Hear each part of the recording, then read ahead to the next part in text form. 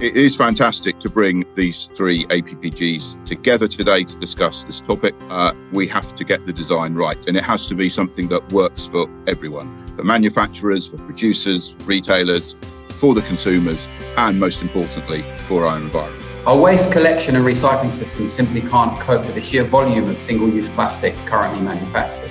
We need a complete systematic shift in the way we view and deal with this packaging. The Prime Minister is committed to taking bold action on plastics. An all-in deposit return scheme is one of the flagship opportunities to deliver world-beating action to stop this plastic pollution. A simple, comprehensive and incentivised system that empowers the public from Scotland to Cornwall. I would like to contribute really the data that Keep Britain Tidy has collected and why we think that an all-in system and one that's delivered promptly it is an absolute national priority. In terms of the figures from DEFRA's consultation, here's just a quick comparison of the on-the-go and all-in. An all-in system would include almost 24 billion cans and bottles that are placed on the market each year. It would recycle 4 times as many tonnes as an on-the-go system. The annual reduction in greenhouse gas emissions, DEFRA is calculated at 6 million for an all-in deposit system. The annual litter clean-up savings, which are particularly important for local authorities, are estimated to be nearly 86 million for an all-in system.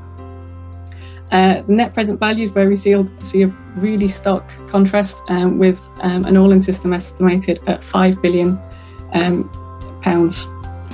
And finally, cost, a key metric of any deposit system is the producer fee, which is its deposit system is funded by material revenues on redeemed deposits and the net cost paid by producers for with a fee for every container that placed on the market.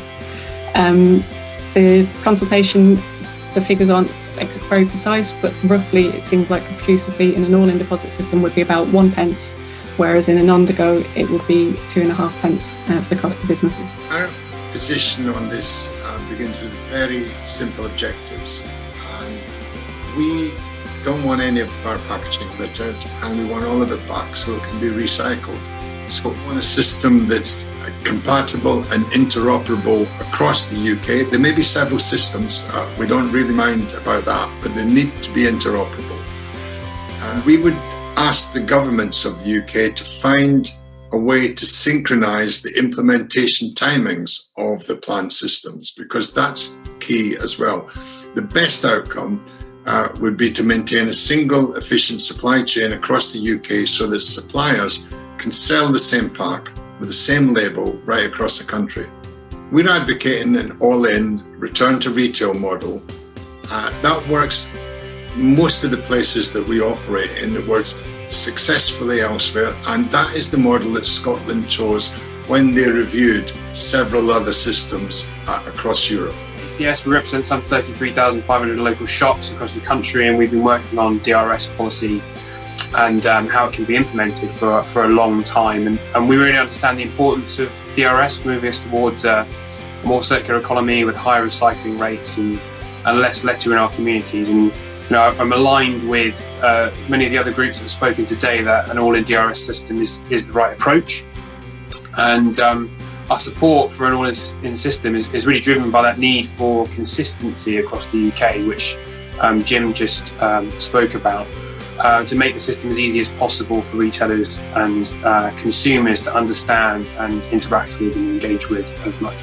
The purpose of it is that the deposit system is a system for collecting huge volumes of precious, irreplaceable resources. So that's oil in the form of plastic, metal in the form of aluminium cans, and sand, soda ash and limestone in the form of glass.